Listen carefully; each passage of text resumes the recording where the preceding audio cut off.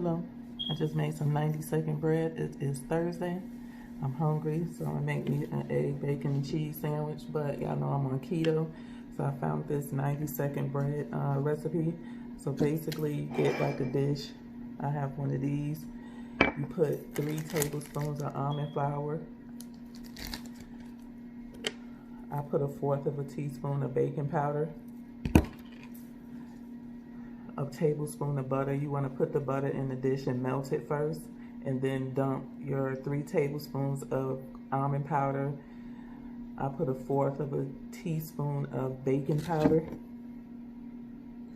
and then 1 egg, and you mix everything up together in the bowl and put it in the microwave for 90 seconds. And this is what we have. So we're gonna go from there, and I'll let you know how it tastes. So I fixed my egg and bacon.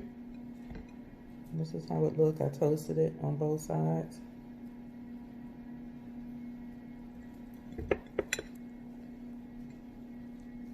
Let's see how it tastes.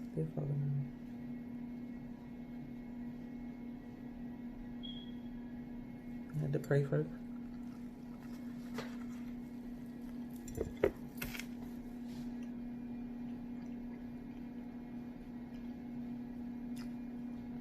It's not bad. It'll do.